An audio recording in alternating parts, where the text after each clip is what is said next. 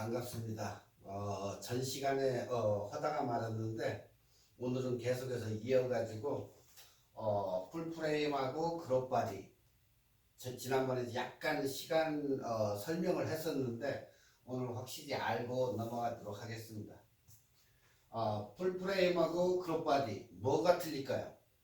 풀프레임은 말 그대로 이미지 센서가 1대1로 해서 우리가 피사체를 찍었을 때 그대로 이렇게 들어올 수 있는 프레임을 가진 게 이미지 센서 1대1 바디에 적합하게 이렇게 만들어진 게 풀프레임 바디고, 그룹 바디는 풀프레임에 반하게 1.6을 적게, 그러니까 우리가 항상 찍어야 될 때 그룹 바디를 선택을 했을 경우에는 우리가 사진을 찍을 때 약간 더 넓게, 그러니까 1.6이니까 16mm를 더 크게 사진을 찍어야만이 1대1 바디하고 똑같이 되니까 참고를 해야 돼 이걸. 그러니까 전 시간에 얘기했듯이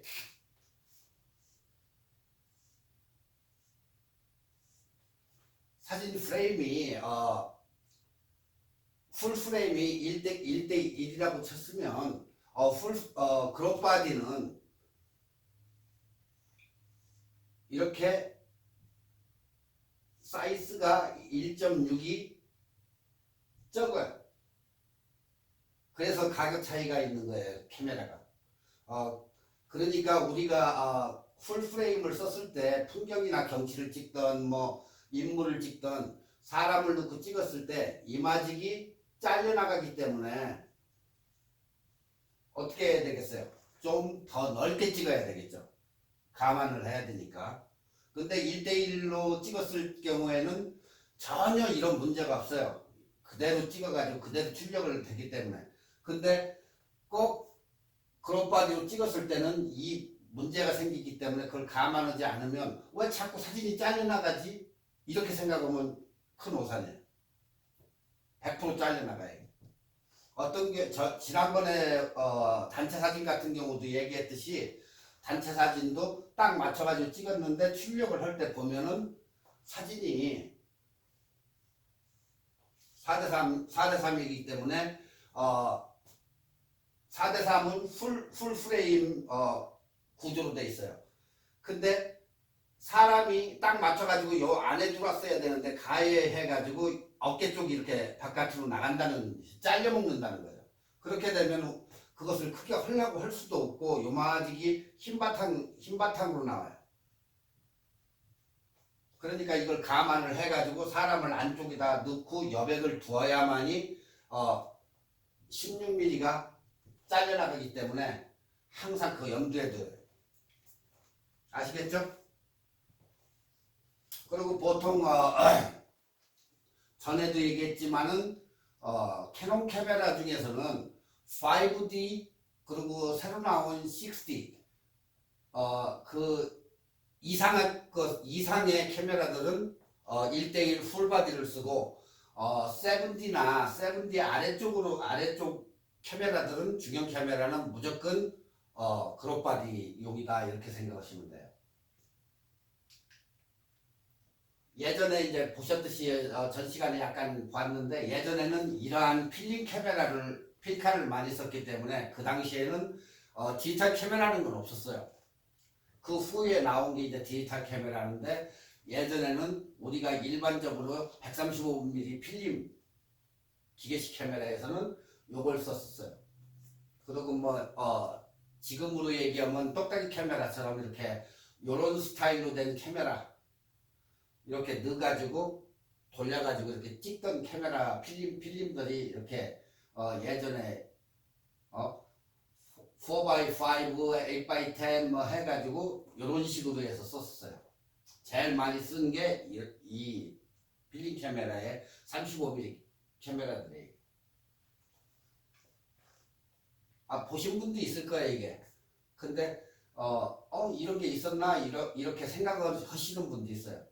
그리고 이제 뭐 폴라로이드 사진 즉석으로 해서 찍어가지고 이렇게 빼가지고 흔들어가지고 한 1분 정도 흔들면 사진이 나오는 즉석 카메라 폴라로이드에는 이걸 썼었죠, 예전에. 그러니까 옛날 기억들 이렇게 생각해 보면 아, 예전에 맞아, 저런 게 있었어, 이런 생각을 할 거예요. 그러니까 지금 우리가 얘기하는 프레임이라는 그 단위는 사진이 찍히는 한 장 한 장에 이게 프레임이에요, 프레임. 그러니까 이 그룹바디가 이것을 설명하는 이유는 35mm 카메라, 필름 카메라에서는 요 끝에서 요 끝까지의 길이를 얘기하는 거야, 프레임.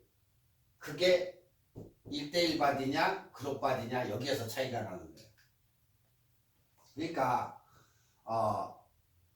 센서의 구분인데, 보통 우리가 36mm 곱하기 24mm인데, 자, 필름 끝까지 젠거하고, 또 좌측으로 필름 그 프레임 이쪽 끝에서 저쪽 끝까지 그걸 잰 사이즈가 35mm예요.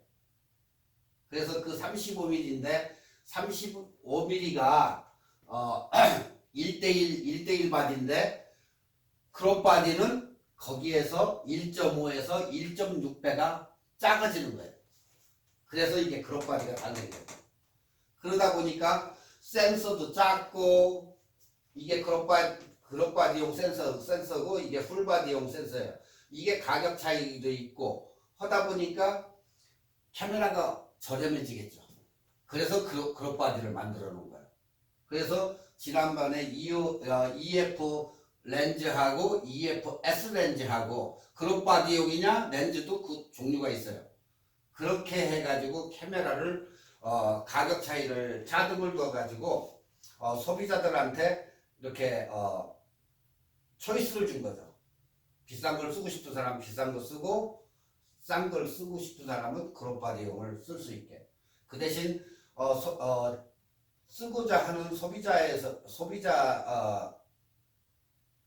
분들이 생각할 때에는 크롭바디를 사면 1.6배가 1.6이 줄어들기 때문에 이것을 항상 감안하고 찍어야 된다 하는 것을 항상 머릿속에 가지고 있어야 돼요.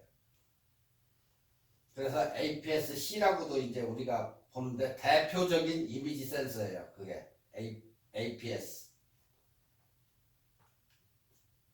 자, 그러면 지금 여기서도 얘기했지만 우리가 이렇게 센서를 봤을 때 지금 빨간 테두리 안에 피사체를 그대로 이렇게 받아들인 건 1대1 바디. 그리고 파란 부분에 찍었을 때는 그룹 바디가 되는 거예요. 그러니까 이마직의 공간들이 다 없어지기 때문에 항상 1.6배가 없어진다. 그렇기 때문에 크게 여분을 두고 찍어야 된다. 그것만 기억하시면 돼요. 그게 배율이니까. 항상 어느 크롭 바디 구간에 1.6배가 줄어든다는 거. 2.6이. 아시겠죠? 그러니까 나는 그거 귀찮아가지고 안 적을래 할 때에는 1대1 바디를 사는 게 편리하고 이거 뭐 좀 잘려나가면 어때 하시는 분들 왜 그러냐면 보통 경치나 이런 데 나가가지고 찍을 때에는 자기가 딱 찍고 싶은 데를 이렇게 딱 찍었는데 와가지고 보면 줄어 있으니까 인물 사진이야 뭐 상관없다고 치지만 자기가 딱 찍었을 때의 그 느낌과 와가지고 봤을 때의 그 느낌이 달라요. 그렇기 때문에 항상 이 여분을 둬야 되지. 저 같은 경우도 깜빡하고 그냥 찍으면 이 그룹바디 카메라로 찍었을 때 꼭 이런 문제가 생겨요. 그러니까 평상시에는 모르는데 가가지고 인화할 때가 문제가 생겨요. 인화할 때.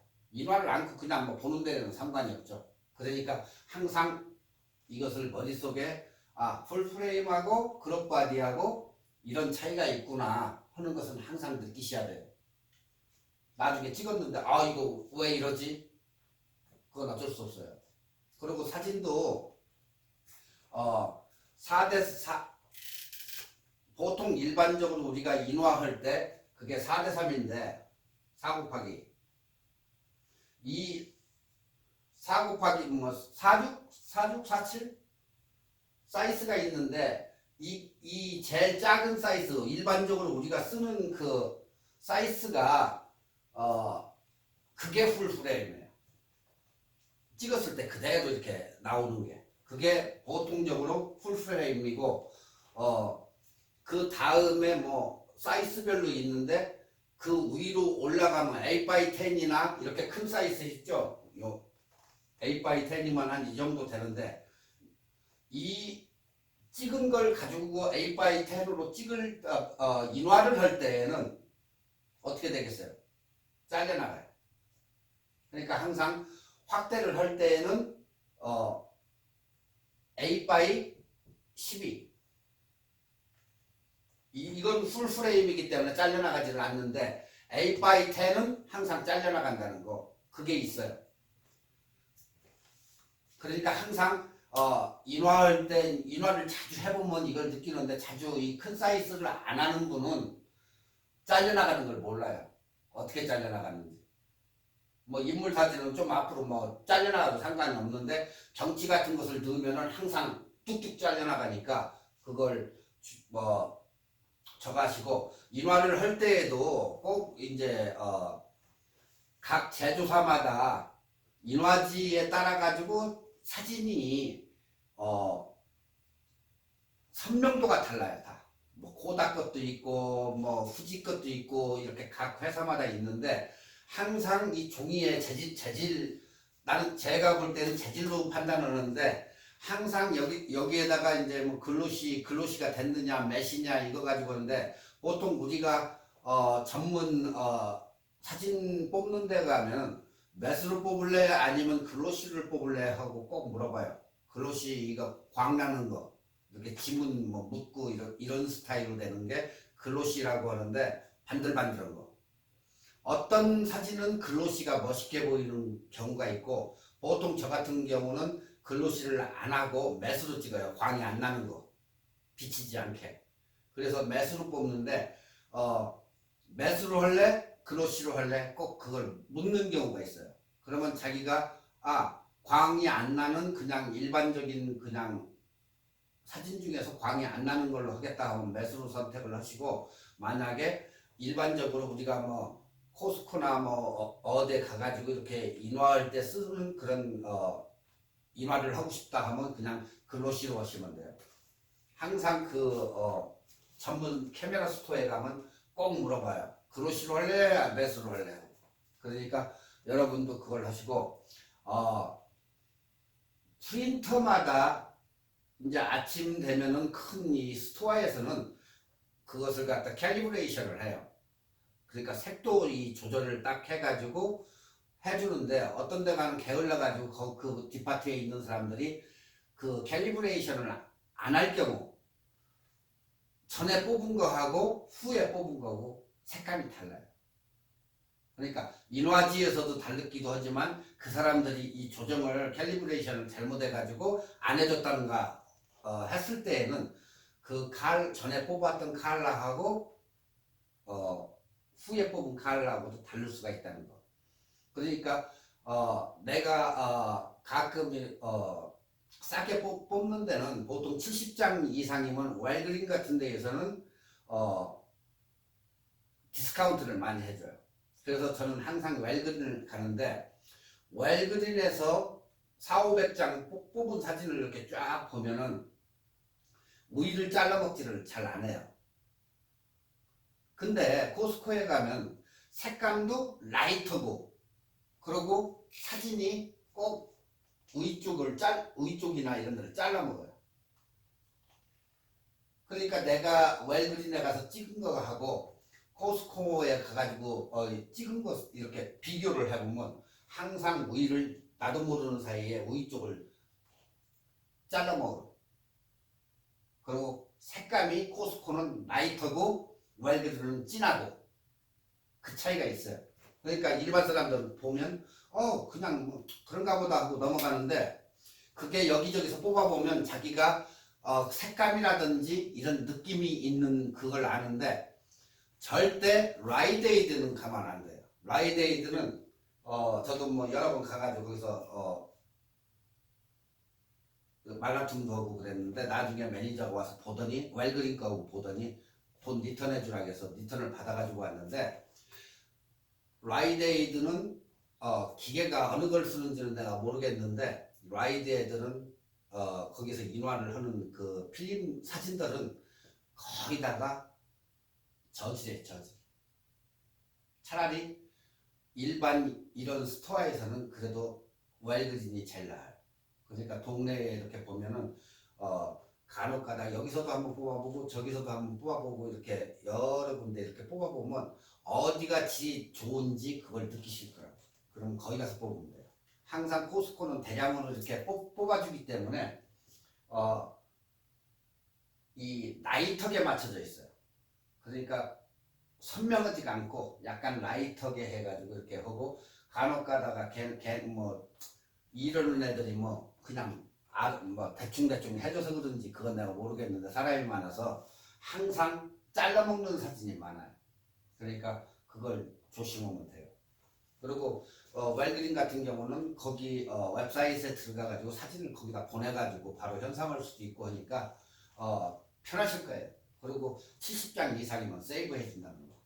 항상 70장 이상이 되면은 거기 세일 그 저기 페퍼 나오죠. 거기 보면은 파일 뭐 74 뭐 이런 거 있어요. 그 쿠폰 코드 그것을 집어넣으면은 세이브 해주고 만약에 없을 때 거기 담당자한테 물어보면 지네 코드가 있어요. 코드를 넣어주면 70장 이상이 되면은 돈이 엄청 세이브돼요. 한 15% 20% 이렇게 세일을 해주기 때문에 굉장히 저제목에 뽑을 수 있으니까 굳이 뭐 코스코 가서 뽑아야 될 이유는 없을 것 같아요. 나는 색감 때문에 코스코를 이용을 안 해요. 그러니까 풀프레임하고 이제 그룹바디의 차이가 이렇다는 거. 풀프레임의 이미지 센서에 장점이 있어요. 장점. 그러니까 우선 광각에서의 이점이 있어요. 광각. 그게 뭐냐? 지금 사진을 이렇게 보면 틀리죠? 한쪽이 약간 끌어당겨져 있는. 안 그러면 이런 식으로 돼 있고. 그러니까 조금 당겨져 있잖아요. 왼쪽 것이.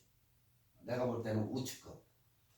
그러니까 이런 식으로 해서 광각이 조금 이점이 있고, 그러니까 초점거리 10mm 초광각 렌즈로 이렇게 했을 때에는 풀프레임은 10mm 광각을 그대로 표현이 되는 거예요. 그대로 찍은 그 10mm. 그러니까 내가 카메라에다가 풀프레임에다가 10mm를 갖다가 장착을 한 렌즈로 해서 찍었을 때 그대로. 근데 그룹바디는 어떻게 돼요? 15mm에서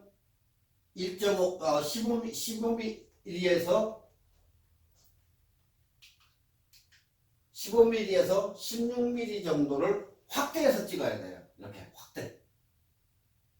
1대1이 아니니까. 그래서 이게 조금 귀찮은 저희가 있어요. 그러면 어떻게 해야 돼요? 크게 찍어가지고 약간 당겨가지고 저희가 필요한 만큼 그룹을 시켜야 되는 거예요. 왜? 모든 카메라는 디지털 카메라 중형 이상은 후 보정 카메라라고 있죠. 찍고 나서 자기가 교정을 할 수 있는. 그러니까 어떤 사람은 그냥 지난번에 얘기했는데 RAW 찍느냐 JPEG 그 차이를 얘기하는데 RAW를 찍어가지고 집에 가가지고 교정을 하는 것과 JPEG는 어때요? 교정이 안 되죠. 밝고 어두운 것만 교정을 하죠. 그렇지만 RAW 찍었을 때는 용량이 크지만은 그걸 갖다가 브라이트라든지 이런 뭐 모든 것을 조정을 할 수 있는 그게 되기 때문에 포토샵에다 넣고 항상 조정을 해가지고 쓸 수 있어요. 그 대신 용량이 크다는 거 사진이 하나 찍으면 뭐 30메가 뭐 이렇게 되니까. 안 그러고 우리가 보통 JPG 찍으면 우리 카메라로 찍으면 8메가밖에 안 돼, 보통. 그러면 엄청난 사진을 찍을 수가 있어요. 뭐 700장을 찍니, 1000장을 찍니 이렇게 찍는데 RAW로 찍으면 보정은 하기에는 굉장히 좋은 저거지만 메가수가 엄청 많아서 사람들이 어쩔 때는 피해가지고 RAW로 찍지를 않아요. 그러니까 그것만 기억하시면 돼요. 그러니까 즉 풀프레임이 더 넓은 범위를 사진 한 장에다가 담을 수가 있는 거예요. 풀프레임. 그죠? 크롭바디는 줄어들기 때문에 더 넓은 범위를 못 집어넣는다는 거죠. 그래서 풀프레임이 낫다. 센서가 크기 때문에 비싸다. 그 차이. 그리고 이제 아웃포커싱. 아웃포커싱은 누누이 얘기했기 때문에 아웃포커싱은 우리가 뭐 사진을 찍었을 때 조리개를 확 열어가지고 찍었을 때 특히 인물 사진, 뭐 경치 사진 뭐 다 좋은데 뒤 배경이 흐릿하게 나오는, 그러니까 초점이 맞은 중간에 인물은 돋보이고 흐릿하게 해가지고 예전 사진 잘 찍었네 하는 게 다 그게 아웃포커싱이에요.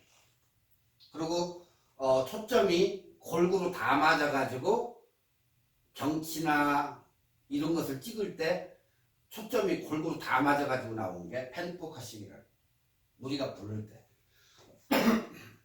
그러니까 아웃포커싱하고 펜포커싱하고 그걸 잘 구별을 하셔야 돼요.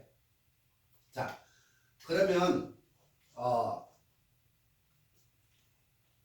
우리가 조리개하고 초점거리하고 피사체하고 배경의 거리, 나 조리개 이거 확 해가지고 저거 하려고 아웃포커싱을 해야 되겠는데 이 거리가 어느 정도 있어야 되는데 그 거리가 어떻게 돼요? 아주 멀고 하면 안 되죠. 그게 당연하죠. 어떤 분들이 간혹 그걸 물어요. 어떻게 해야 아웃포커싱을 잘합니까? 하고 꼭 물어보는데 아웃포커싱은 딴 거 없어요. 그냥 어디에다 놔요? 조리개 우선 모드에다 놓고 그러고 나서 조리개를 열어줄 때. 근데 선명한 사진을 원할 때는 어때요? 조리개를 닫아줘야 작은 사진이 나온다겠죠. 그러니까 항상 여러분이 사진을 찍을 때 내가 저 피사체를 딱 맞춰가지고 깨끗한 사진을 원할 때는 조리개를 어떻게 해요? 타이트하게 줄여야 돼요. 줄여서 찍어야만이 그게 선명한 사진이 나와요.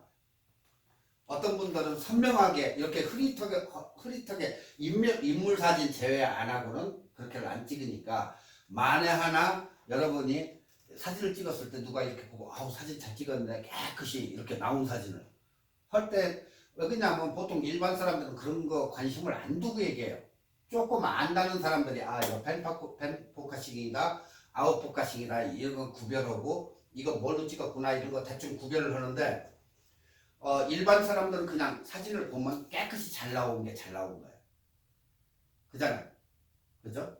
네.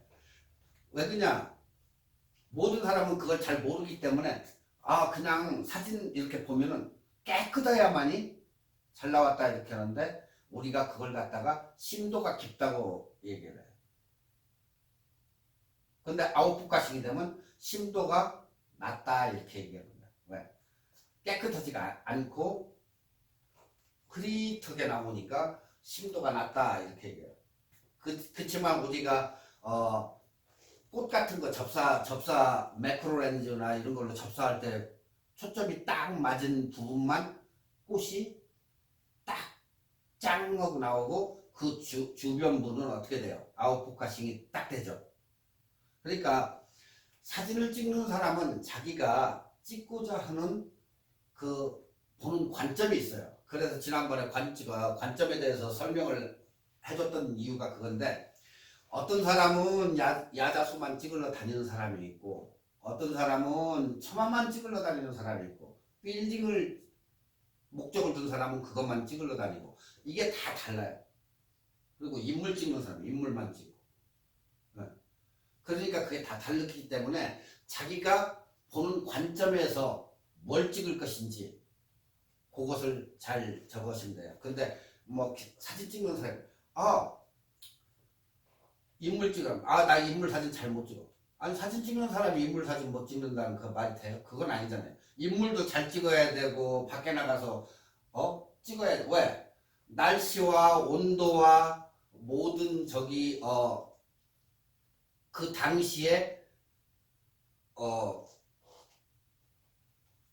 당시에 그 기후 변화나 이런 변화에 따라 가지고 모든 게 변하지만, 사진 찍는 사람들 많이 찍고 이 경험이 많으면 그게 가능을 해요. 근데 어떤 분들은 나는 그쪽 담당에 앉아서 인물 사진 같은 거 못 찍어. 그거 말이 안 되는 거죠. 그건 프로가 아니라는 얘기예요. 만약에 프로가 되면은 온도며 실내며 실외며 이것을 다 감안해 가지고 찍을 수 있는 게 진정한 프로죠. 그렇기 때문에 자꾸 사진을 찍어봐 가지고 자기 것을 만들어 가지고 연습을 많이 해서 자기 것을 이렇게 만들어야 돼요. 그래야만이 자기가 나가 가지고 뭐 동네 가 가지고 애들을 찍던 공원에 가서 뭘 찍던 이렇게 하는 거지.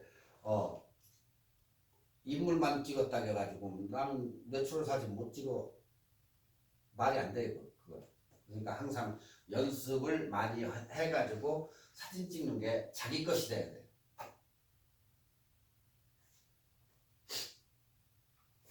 그리고 사진의 해상도가 높고 고강도에서 촬영 시 노이즈가 적어요. 네. 우리가 셔터 스피드가 안 나오면 ISO를 좀 높여주죠.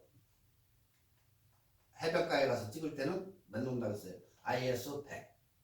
그냥 일반적으로 할 때는 100에서 400 사이에서 왔다 갔다 하는데, 실내로 들어가 가지고 셔터 스피드가 안 나오니까 그때는 어때요? 셔터 스피드를 높이기 위해 가지고 ISO를 올려주죠. 그게 이제 등가 노출인데, 다음 시간에 이제 설명을 할 거예요. 등가 노출에 대해서. 근데 ISO가 올라가면 어떻게? 셔터 스피드도 올라가고, 그 다음 것은 또 내려가고, 이 상관관계가 있어요, 이게. 그러니까, 어두운 데 가면 갈수록 ISO를 어느 정도 올려주고, 셔터 스피드도 어느 정도 갔는데, 문제는 ISO를 너무 많이 올리면 뒤쪽에 배경 쪽에 거뭇거뭇하게 점이 생기는 거, 그거 우리가 뭐라고 그래요? 노이즈라고 그래요. 그 노이즈가 생겨요. 그렇다고 아주 많은 노이즈가 아니면 상관이 없는데 노이즈가 생긴다고만 생각하면 돼요.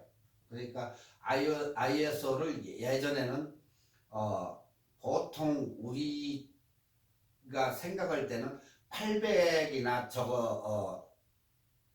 뭐 1600 이 정도 녹고를 많이 찍었는데, 요즘은 그거 신경 안 써요, 사람들. 그리고 자동이 잘 되기 때문에 굳이 그거 신경 안 써요, 요즘. 또 그런데도 또 그 맛이 나요, 그게. 노이즈가 껴도. 그러니까 그런 거 상관하시지 않으셔도 돼요. 그러니까 노이즈가 이렇게 적는데, 이는 센서의 물리적인 것 때문에 그런다는 거예요. 사진은 빛의 예술이라고 했죠. 빛이에요, 빛. 빛으로 그린 그림인데, 사진이 빛으로 해가지고 어때요? 사진을 촬영하는 데 있어서, 그러니까 필름이 아니고 지금은 이미지 센서니까 빛을 얼마만큼 정확하게 받느냐, 그게 굉장히 중요한 거예요. 그 의미란 말이에요. 그러니까 풀프레임은 빛의 면적을 받는 크죠, 면적이. 그룹 바디는 작고. 그러니까 풀 프레임은 1대1이니까 면적이 크니까 받는 용량이 많은 거예요, 많은 거. 그룹 바디는 센서가 아까 보셨듯이 작기 때문에 빛이 덜 받기 때문에 덜 선명하다, 이렇게 생각합니다. 당연한 거 아니에요? 많이 받았으니까 빛을 그만큼 받아가지고 좋은 화질을 갖는 것 뿐이죠. 그렇다고 해서 화질이 전 시간에 얘기했듯이 2주 전인가 얘기했듯이 확대를 하지 않는 사진은 굳이 풀프레임 써도 쓸 필요가 없다는 거. 확대할 때는 일단 내가 고화질 사진을 얻고자 하는 사람들은 1대1 바디를 쓰는 게 좋아요. 그렇지 않고 크게 확대도 하지도 않고 그냥 일반적으로 쓸 때에는 핸드폰 사진도 무방해요. 우리가 뭐 만약에 내가 웹사이트에다가 뭐 사진을 올린다든가 간단하게 뭐 찍고 할 때는 사실은 카메라가 필요가 없는 거예요. 핸드폰 있잖아요. 핸드폰으로 찍어가지고 핸드폰으로 보는 거예요. 핸드폰도 요즘 굉장히 좋아가지고 삼성에서 1억만 화소도 개발을 하고 했기 때문에 뭐 두알 렌즈도 두알 뭐 해가지고 나오는데 화질이 무지 좋아요.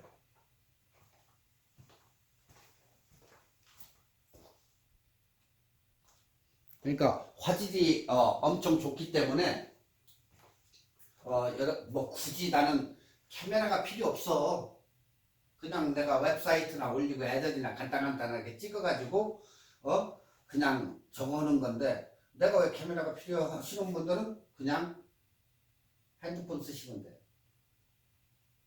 굳이 비싸게 줘가지고 장만할 필요는 없는데 그래도 단 기본적으로 이렇게 찍고 내가 한번 사진을 한번 해봐야 되겠다 하시는 분들은 당연히 하셔야죠. 왜? 핸드폰이 화소가 좋다고 해도 어때요? 센서가 작기 때문에 그렇게 퀄리티 있는 사진이 나오지는 않아요. 틀려요. 괜히 뭐 나중에는 뭐 없어질 수도 있어요. 센서가 커지면. 그렇지만 핸드폰은 그 안에 센서가 과연 얼마만한 그게 들어가겠느냐는 거죠. 그래서 그 차이가 있어요, 또. 그러니까 각자의 이제 관점이고 나름인데 그런 게 있다 이렇게 생각하시면 돼요. 자, 센서가 1대1 바디는 센서가 크기 때문에 화질이 좋은 사진을 얻을 수 있다. 그룹 바디보다. 자, 그렇다면 그룹 바디는 단점만 있을까요? 그렇잖아요. 장점도 있어요. 그룹 바디는 풀 프레임과 정반대로 장점이 있다. 우선 초망원, 그러니까 뭐 500mm 뭐 이런 큰 초망원에서 풀 프레임보다 유리하다. 왜? 왜 그럴까요? 확대가 되니까.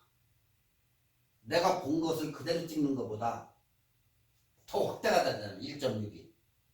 16mm가 더 커진다는 얘기예요.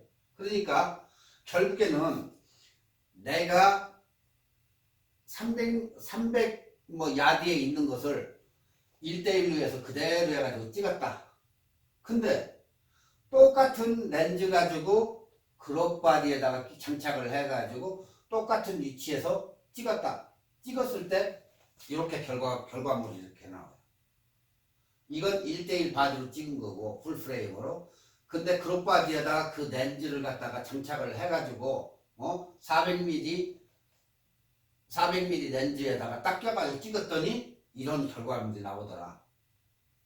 더 당겨진 거죠. 그러니까 그룹 바디를 해가지고 멀리 있는 것을 잡아 당길 때에는 이렇게 유리한 게 있어요. 이렇게 아시겠죠? 이게 그룹 바디하고 풀 저거요. 그룹 바디의 장점도 있어요. 다 나쁜 건 아니다 이거죠. 그러니까 항상 그룹 바디는 끌어당기는데 확대가 되는 데는 유리하다는 거. 그리고 풀 프레임은 렌즈가 무거워요. 어떨 때는 배고픈 사람들은 들고 다니지도 못해요. 무거워서. 근데 그룹 바디용은 가벼워요. 지난번에 얘기했죠. 렌즈가 EF L 렌즈 같은 경우는 무게도 무게지만 가격도 세요. 그러면 1대1 바디에다가 렌즈 딱 껴가지고 가지고 다닐 때는 무겁다는 얘기예요. 그걸로 많이 찍으면 손이 후들후들 할 때도 있어요. 무거워서. 그러니까 그룹 바디용은 렌즈들이 가벼워요.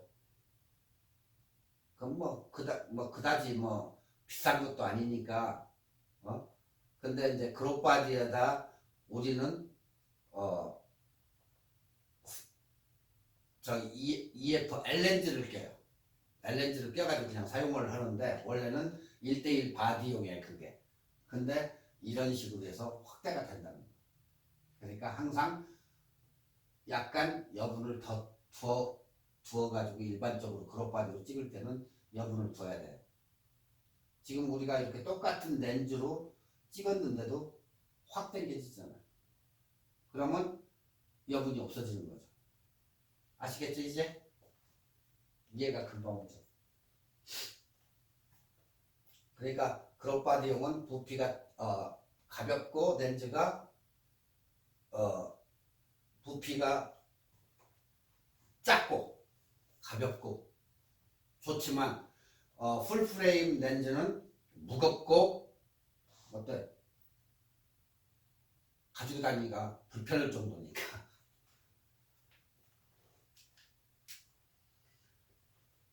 자, 참고로 이제 그룹 비율에 따라 렌즈 배율이 달라지는 것은 35mm를 보통 우리가 35mm 보통 우리가 렌즈는 기본 스탠다드가 50mm다 이렇게 생각을 해요. 50mm. 그죠? 그러면 50mm라고 보는데 그룹 바디에다가 50mm를 꼈다. 어떻게 돼요? 1.6을 16mm를 빼줘야죠.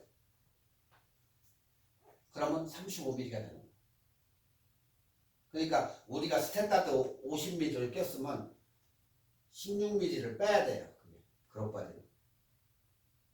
그러니까 85mm를 꼈다. 그러면 기껏 해봐야 한 70mm, 70mm 정도 계산을 해야 되는 거예요. 85mm라고 보면 안 돼요.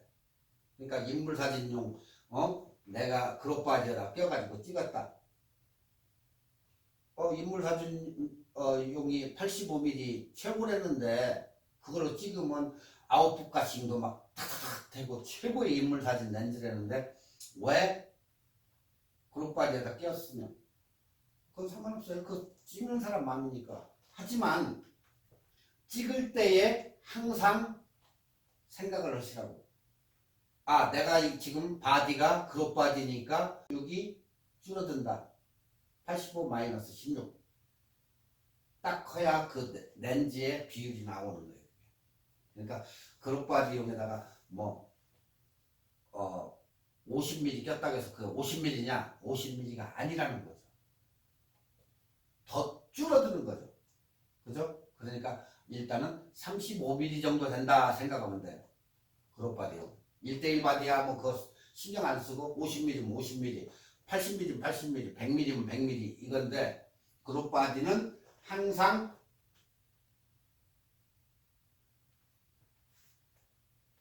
배율 X 하시면 돼요. 근데 이제 니콘이나 소니의 DSLR은 초점거리에 1.5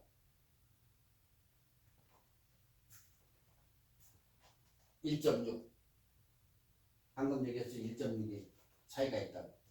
그러니까 항상 이 환산을 머릿속에다 두시면 돼요.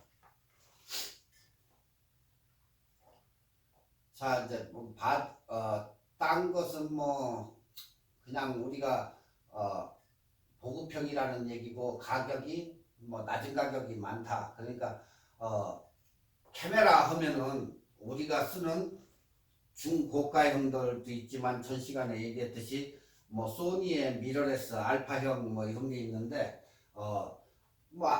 미러레스가 어떤 사람들은 예전에는 그다지 그렇게 좋지는 않았어요. 미러레스가. 근데 소니에서 렌즈를 바꿔 쓸 수 있게 알파 시리즈를 내면서 굉장히 화질도 좋아졌고 엄청 잘 나와요, 사진이.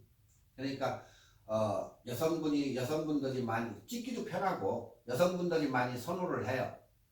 그러니까 소니도 좋은데 가격이 소니도 무지 세요. 3,500불 뭐 이 정도 하니까 거기다 또 렌즈 구해야 되고 하니까 뭐 장단점은 있는데 여러분들이 뭐 그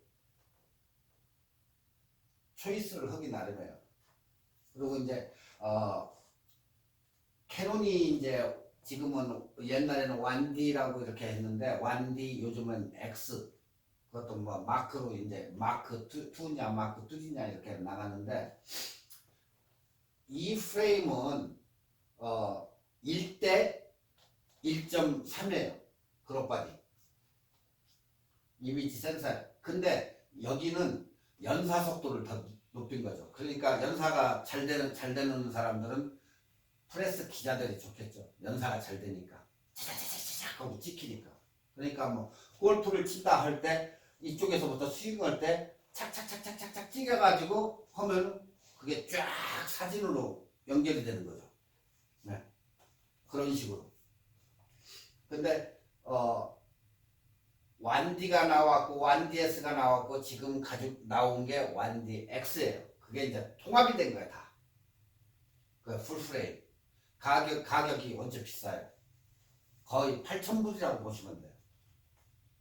근데 이제 보통 일반적으로 비싸지 않고 그냥 그룹바디 7D 마크 2, 마크 3 뭐 이런 것을 이제 많이 쓰는데 성능이나 내구성이 그리고 방진 방습 효과가 아주 좋아요. 옛날에 뭐 비 많이 오고 하면 뭐 거기에서 곰팡이 끄고 뭐 저희가 많았는데 요즘은 거의 그런 거 가지고 문제 일으킨다거나 그런 걸 보지를 못했어요. 그러니까 요즘은 내구성이 굉장히 좋다는 얘기죠.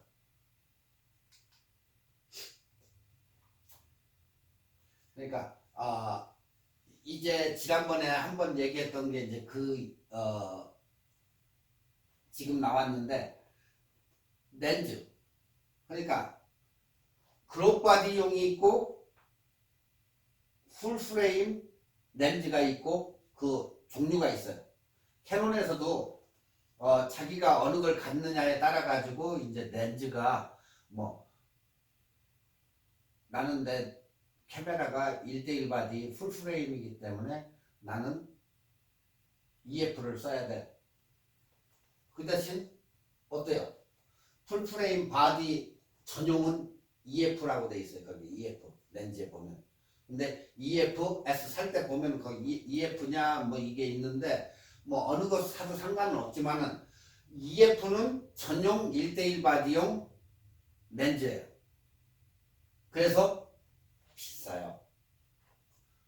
근데 크롭바디용은 뭐 7D나 뭐 5D나 20D나 이런 쪽의 크롭바디용은 렌즈를 항상 EFS라고 쓴다는 거.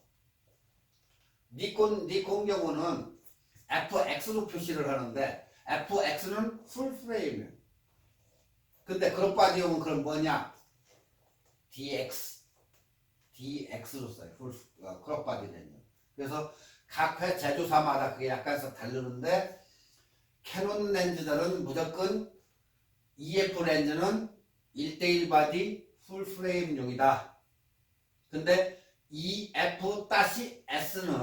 그룹바디용이다. 그렇게 생각하시면 돼요. 자, 풀프레임에다가 EFS 렌즈는 못 사용할까? 사용해요. 사용한다고. 그리고 크롭바디용에다가 EF 렌즈를 껴가지고 사용할 수 있어요. 저 같은 경우도 그렇게 사용해요. 세븐디나 뭐 이런 거에다가 세븐디 바디에다가 풀프레임 뭐 24에 70, 뭐 75, 뭐 70 이렇게 껴가지고 사용을 해요. 단 줄어드는 것만 계산하면 돼.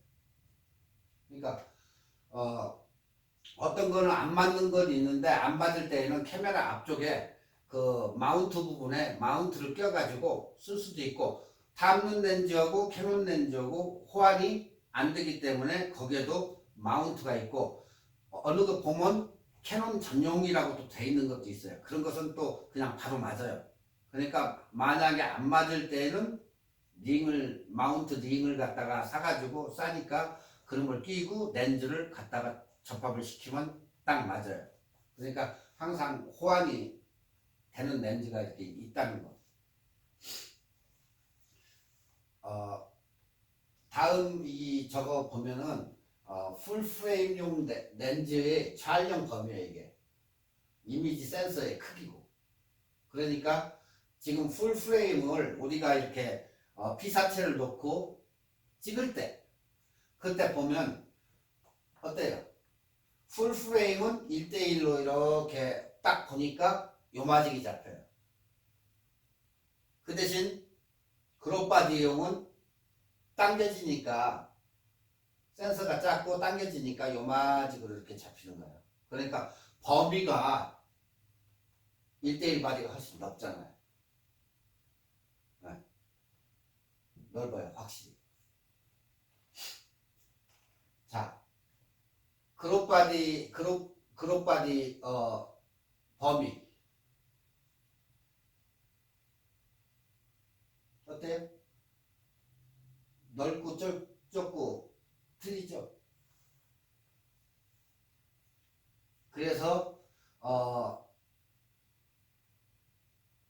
자기가 어느 걸 써야 되는지 그걸 잘 판단해 가지고 그룹바디를 선택하시든 아니면 이렇게 확대가 되는 그룹바디를 뭐 선택을 하시든 풀바디를 선택하시든 이렇게 저걸 하셔야 되는데, 웬만하면 풀바디 쓰시는 것도 괜찮아요. 훗날을 위해서. 근데 카메라를 사가지고 연습할 때는 뭐 그냥 그룹바디 사용해도 무방해요. 그거 감안하고 찍으면. 근데 결국에 어느 정도 한 다음에는 풀바디를 쓰기 때문에 그래도 귀찮아 나 그렇게 안 할래 하고 그냥 뭐 한 3,000불 들여가지고 뭐 5D 정도에다가 뭐 렌즈 뭐 한 두세 개 이렇게 나중에 한 번에 구입을 하면 엄청 비싸니까 렌즈 하나에 보통 1,500불 정도 잡아야 되니까 풀프레임에다가 그냥 뭐 싼 렌즈를 끼던 일단 그렇게 해가면서 시작하는데 제가 생각하는 건 좋다고 봐요. 뭐 사진이야 찍히는 건 관계가 없지만, 왜 그러냐면 이 사진 찍는 분들은 자꾸 뭐랄까 변덕이 심해요. 내가 가진 것보다 저 사람이 가진 게 더 잘 찍히는 것 같은데, 그러면 견눈질 해가지고 딱 봐요. 저 사람이 뭘 가졌나. 그래 놓고 이제 고민을 하는 거야. 사야 되는데 나도 저걸 살 걸 차라리. 근데 그 당시에 금전적인 문제도 있고 하다 보니까 그걸 산 건데 훗날에 그렇게 후회할 필요는 없다. 그러니까 어떤 사람들은 와이프한테 거짓말을 해가지고 뭐 자기가 하여튼 요령껏 해가지고 한 번에 그렇게 무리하게 사시는 분도 있어요. 한 번 장만해가지고 뭐 오래 쓰면 또 그게 그거니까 똑같은 얘기인데, 하여튼 잘 판단해서 사시면 돼요. 그게 이제 사진에 또 묘한 매력이 있으니까. 그러니까 사진을 보면 검은색을 제외한 부분은 각 렌즈로 이렇게 들어오는 걸 우리가 화상의 범위라고 그래. 그 화상의 범위. 각 렌즈는 각 이미지 센서, 이 이미지 센서의 크기에 맞게 설계가 되어 있어요. 그렇기 때문에 그룹바디용 렌즈를 풀프레임 카메라에 연결하는 이미지 센서보다 좁은 범위에 빛이 이렇게 쏴주는 거죠. 그러니까 아까 얘기했듯이 큰 이미지 센서는 빛을 많이 받아들이고 작은 센서를 가진 데는 그만큼 빛을 받아들입니다. 그래서 선명하고 이거의 차이가 있는 거예요. 그러니까 이때에 빛을 쏘게 그렇게 되는데 이때에 어두운 영역이 생기는 부분이 있어요. 말짱한데 갑자기 시커먼 부분. 그거 보러 사진 찍는 사람이 비네팅 현상이라고 해요.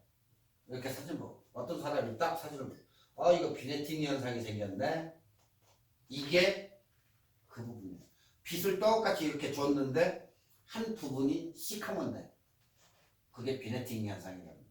아까는 ISO를 올렸더니 어떻게 된다고 했어요? 뒤에 검게 이렇게 변한다고 그랬죠?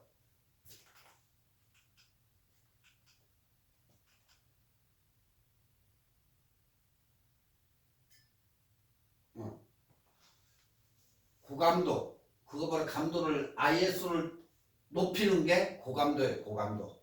실내, 이 어두운 게. 보통 우리가 이거 뭐 5200도에서 5400도에 기본적으로 그게 우리가 찍는 온도가 실내 뭐 이 조도가 얼마가 되는지 텅스텐이 얼마가 되는지 이게 다 빛의 온도가 달라요.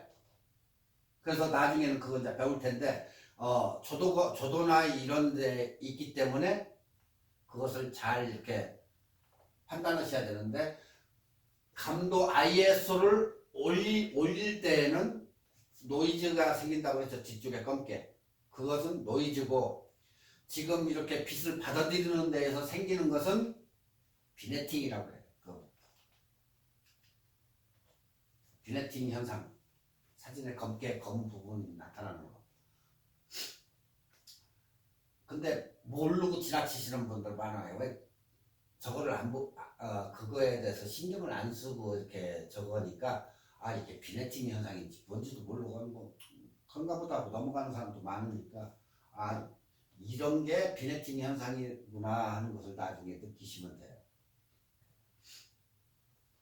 그러니까 올바른 렌즈나 뭐 그룹바디용이나 쓰던 해도 나타날 수도 있어요. 그러니까 이미지 센서 모서리 부분과 렌즈가 맞닿는 부분에서 어두워지거나 광학적으로 렌즈에 왜곡 현상이 일어나는 거예요. 그게 왜곡 현상. 그러니까 뭐 어떤 렌즈는 뭐 그렇게 잘 나타나는 경우도 있고 하기 때문에 굳이 그거 가지고 신경 안 써도 돼요. 그러니까 있다 하는 것만 아시면 돼요. 반대로 풀프레임에다가 그룹바디의 카메라에 연결을 하면 그러니까 풀프레임 렌즈 저 같은 경우 풀프레임 렌즈를 그룹바디 7D에다가 연결을 하면 렌즈로 빛이 들어오는 영역이 어떻게 돼? 이미지 센서가 안에 있기 때문에 정상적으로 사진을 촬영할 수 있다. 그러니까 아까처럼 다 맞아요. 그러니까 그놈을 갖다 쓸 수도 있고 이놈을 그룹바디 EFS를 쓸 수도 있고 똑같아. 단지 풀프레임은 뭐라겠어요? 비싸다 렌즈가.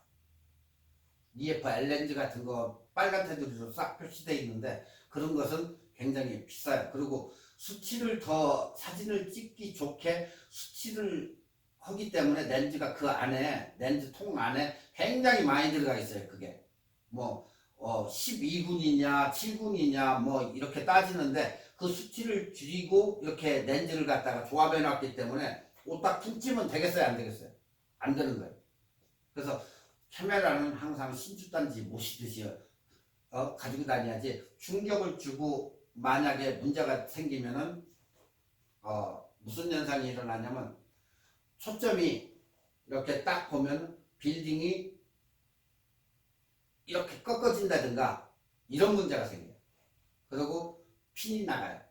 핀이라고 해봐야 뭐 이제 플라스틱 저건데 한국에서는 핀 테스트로 한다고 해가지고 뭐 그 매뉴팩처에서 예전에 뭐 4만 원 이렇게 해가지고 했는데 미국에서는 핀 테스트라는 게 없어요. 나도 그게 굉장히 고민을 했어요. 도대체 가서 뭐라고 해야 되나 저는. 근데 여기서는 보통 일반적으로 핀 테스트라는 건 없고 그냥 캘리브레이션 한다고 얘기를 해요. 그러면 이제 얘네가 거기서 못 오기 때문에 전문하는 사람은 해요. 집에서도 하고 오는데 그것을 보내요. 여러분 사는 얼바인으로 보내가지고 얼바인에 캐논 컴퍼니가 있기 때문에 거기에 보내면 그걸 갖다가 딱 이코이먼에다 놓고 핀 테스트를 해줘요. 전 시간에 뭐 핀 테스트 대충 뭐 얘기는 했지만 초점 여기에서 다시 핀 테스트 하는 것이 한 번 더 나올 거예요. 전문 핀 테스트 하는 게 나오는데 그렇게 아시고 일단은 풀 프레임 렌즈는 비싸다. 이해들 되셨죠? 왜 풀 프레임과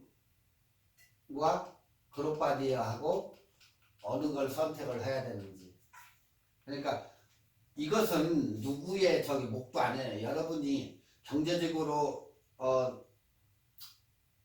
그걸 감당할 수 있으면 풀프레임 좀 약간 비싸도 사는 거고, 안 그러면 그룹 바디 7D 같은 거, 지금 이게 5D인데 이게 풀프레임이에요. 5D. 그러니까 캐논에서 나온 것 중에서 제일 많이 사람들이 쓰는 게 5D를 많이 써요. 이게 풀프레임이에요. 1대1 바디. 근데 이제 이거 지금 여기는 없지만은 70 정도를 쓴다고 칠 때는 그룹 바디예요. 자, 그러면 70는 얼마냐? 뭐 1300불에서 1700불 잡으면 돼. 1700불. 그리고 풀 프레임인 5D는 3000불에서 3200불. 네. 그리고 이제 이 X, 요즘은 1D에다가 이렇게 1DS로 갔다가 1DX가 나왔는데 연사가 가능하다겠죠? 옵션이 많이 가지고 있는데 이런 것은 6000불에서 8000불 정도 가요. 그러니까 어느 걸 사느냐는 여러분의 몫이라는 거예요. 그러니까 오늘 이렇게 배운 것은 풀프레임하고 그룹바디하고 그 차이를, 왜냐면 모든 사람이 물어봐요. 어느 걸 사야 되나. 이제 여러분이 이해하셨으니까 안 물어볼 거예요. 전화해가지고 그 어느 거 사야 됩니까? 꼭 물는데 풀프레임하고 그룹바디하고 이렇게 차이가 있다는 거. 그래서 카메라는 센서에 반비례한다 해도 무방해요. 이 센서가 크면 클수록 어때요? 비싸다. 그렇게 생각하시면 돼요. 항상 기억하시면 돼요.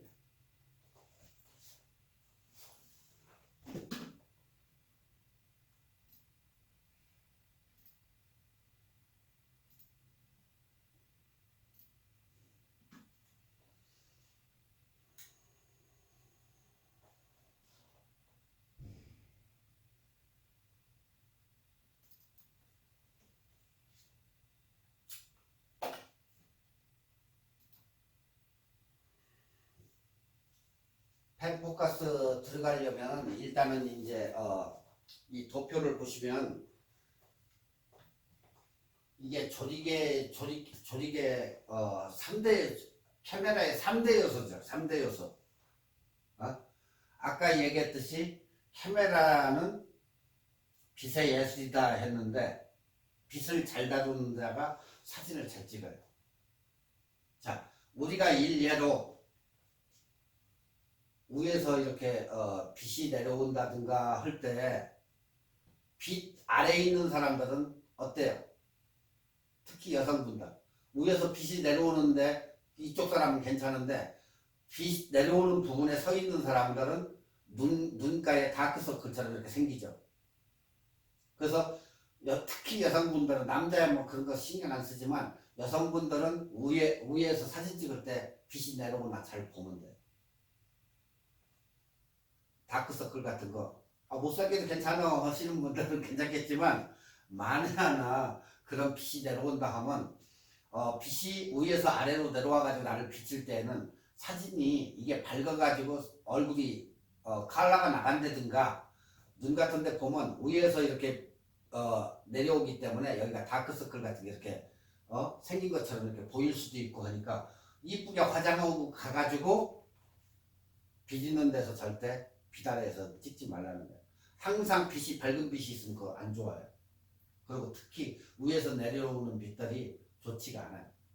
뭐 앞에서 오는 빛이라든가 이런 것은 괜찮은데 위에서 직접적으로 쐬가지고 내려오는 빛들은 특히 그 밑에 있는 피사체한테는 안 좋다. 그거 아시면 되고 일단은 조리개 이게 이제 우리가 얘기하는 노출의 이제 3대 요소인데 이게 이제 여기에서 우리가 얘기하는 제일 중요한 거예요. 카메라에 대해서. 그러니까 노출의 3대 요소가 여기에 조리개를 죄냐 열어주냐 여기에 따라가서 이게 노출값이라고 그래요. 우리가 얘기하는 노출값이라고 하는데 이것을 갖다가 우리가 F값이라고 한다. F. 그러니까 야 오늘 나 저기 해변에 가서 사진 찍으려고 하는데 매달아 놓고 찍어야 돼. 밝으면 밝은 대로 나가서 찍을 때는 F값이 쪼여져야 되겠죠. 빛이 추가가 많이 된다. 점점 가면서 쪼이고 하니까 빛 추가가 약간 되겠죠. 예전에는 32가 없었어요. 요즘이나 하니까 32가 이렇게 생겨 있는 거지. 자, 그러면 해변가에 나가서 찍을 때는 11 이상, 16이나 22 밝으니까.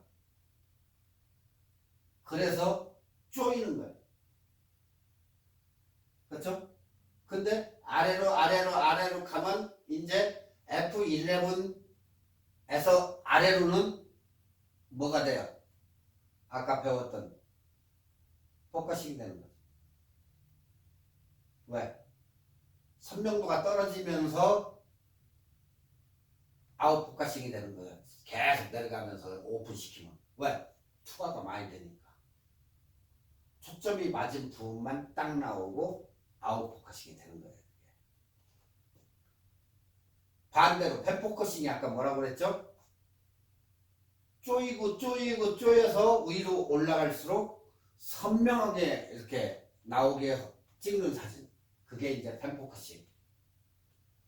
그 다음에 셔터 스피드. F값 나왔죠? 그 다음에 이제 셔터 스피드예요. 이 셔터 스피드는 T나 T, V로 이렇게 표시가 돼요. 노출의 3대 요소는 F값, 셔터 스피드, ISO 세 개인데 ISO는 좀 전에 얘기했듯이 이런 식으로 변해요. ISO 100일 때, 200일 때, 400, 800 올라가면 올라갈수록 전 부분이 생기죠. 조금씩. 여기는 아주 많이 생겨요. 이렇게. 이게 올라가면 갈수록 어떻게 돼요? 높으니까 셔터 스피드도 올라가죠. 근데 반대로 조리개 값은 내려간단 말이에요. 이게 서로가 상반되게 이렇게 왔다 갔다 해요.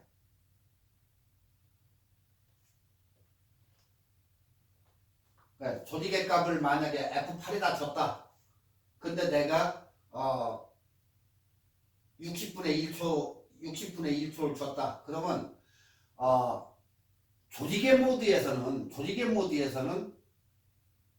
나머지 것은 얘는 셔터 스피드가 왔다 갔다 해요. 지가 내 마음대로 맞출 수가 있다는 거죠. 자, 그러면 얘는 안 되느냐? 얘도 오토가 있어요. 자동 모드에다 놓고 찍어도 돼요. 얘도 똑같아요. 그러니까 조리개 모드일 때는 움직일 수 있는 게 있고 아닌 거 있고, 자동 모드일 때에 움직일 수 있는 게 있고 안 움직이는 게 있고, P 모드일 때 움직이는 게 있고 안 움직이는 게 있고, 그게 틀려요. 그러니까 카메라를 자주 다뤄봐야 돼요. 매뉴얼도 읽어봐야 되고 거기를 보면 어떻다는 거 느낀다고. 근데 얘네가 내가 다 조작할 수 있는 게 하나가 있어. 그게 뭐냐? 매뉴얼 모드, M 모드예요. M 모드는 내가 맞춰서 쓰는 거야. 근데 실내에 들어가 가지고 셔터 스피드가 60분의 1초에서부터는 어떻게 된다고 했어요? 컬 이게 늦어져요. 자꾸 아래로 가면 컬 더 내려오면 컬 이렇게. 그래서 지난번에 폭포 같은 거 찍을 때 T 모드에다 놓고 타임에다 놓고 타임 우선에다 놓고 15초를 주라겠죠.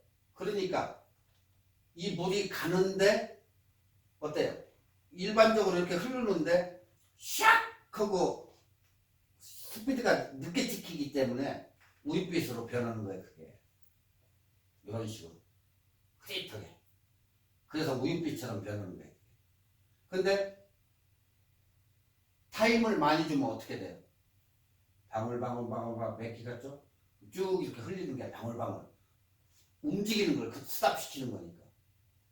그러니까 분수를 찍을 때 우윳빛으로 만들래 하면 15초 주면 되고, 만약에 그것을 점선 부분으로 표현한다 그대로 그러면 많이 주면 되겠죠. 그러니까 이 스피드를 많이 쓰는 사람들은 스포츠 이런 기자들 이런 사람들은 운동장에서 큰 렌즈 하나 달고 앉아가지고 열심히 그 찍는 분들, 이거 우선 모드죠. 그 사람들은 인물 사진 찍는다든가 할 때에는 또 여기 모드고. 자, 그러면 P 모드가 있죠. P 모드. P 모드는 뭐예요?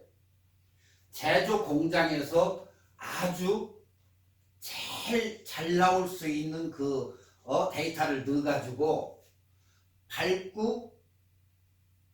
밝음과 어두움만 이렇게 움직일 수 있게 해가지고 딱 만들어 놓은 게 P 모드예요. 프로그램 모드예요. 그래서 프로그램이 딱 돼 있는 거예요. 무슨 얘기인지 아시겠죠? 그 대신 ISO는 항상 5로에다가 이렇게 맞춰놓고 찍어도 된다. 굳이 만들 필요 없이. 이게 이제 얘기하는 3대 요소인데, F값, 조리개 모드, 그 다음에 셔터 스피드, 그 다음에 ISO. 딱 세 가지. ISO는 50일 때와 25,600일 때 깨끗하죠. 점점 어두워져서 400이 넘어가면서 바탕화면 뒤쪽에 노이즈가 끼기 시작하는 거예요. 노이즈. 까뭇까뭇하게. 네. 지금 보시다시피 노이즈가 꼈어요. 자, 셔터 스피드는 위에서 반대로 내려갈 때 쫙 보니까 80분의 1초를 지나가면 초보자는 80분의 1초를 내려가지 말라고 하죠. 보통. 왜? 흔들림 때문에 나중에 사진 열심히 찍어가지고 집에 가서 컴퓨터에서 딱 놓고 그거 빼려고 보니까 컴퓨터에서 화면을 딱 띄워보니까 이게 다 흔들려가지고.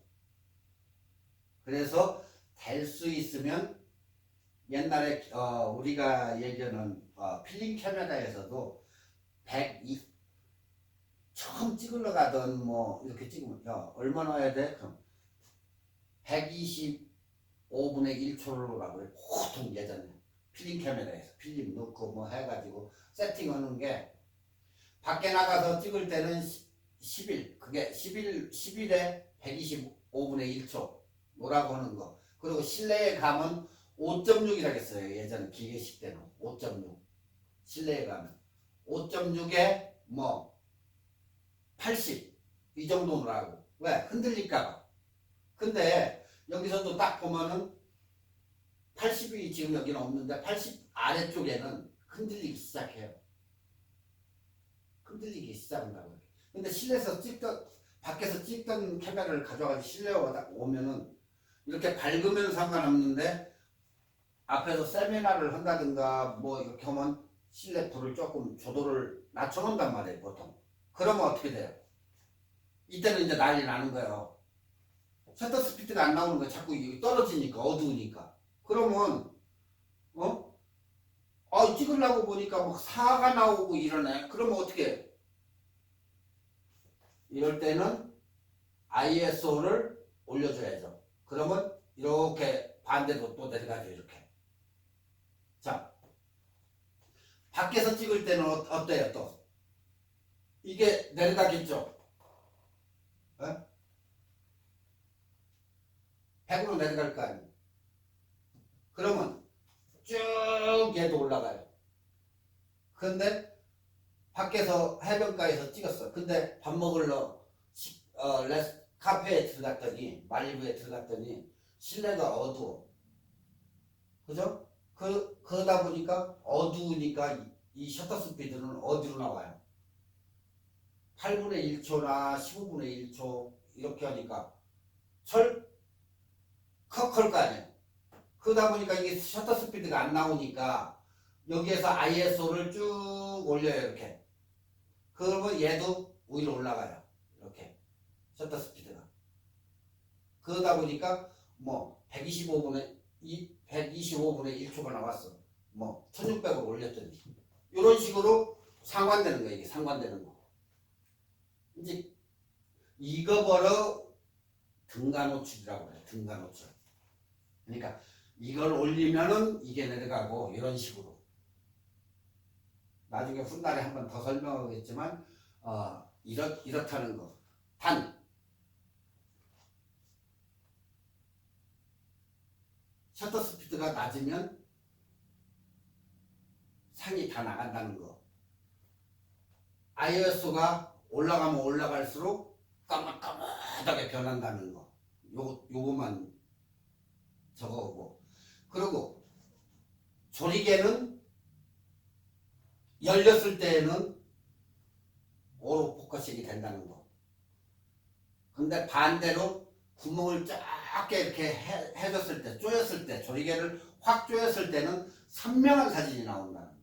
그러니까 내가 선명한 사진 원한다 할 때는 이렇게 하고, 만약에 이제 조리개를 반절로 개방을 하던 더 조여주던 해보면 돼요. 조리개의 F값이 이렇게 변한다는 거. 1.4대, 2대, 이게 이렇게 변한다는 거. 이게 뭐라겠어요? 3대 요소라겠죠. 노출의 3대 요소. 이건 꼭 기억하고 있어야 돼. 어떻게 변화하는 거. 아시겠죠? 조리개의 변화, ISO의 변화. 이렇게 이런 식으로 변한다는 거. 올라가면 올라갈수록 변한다.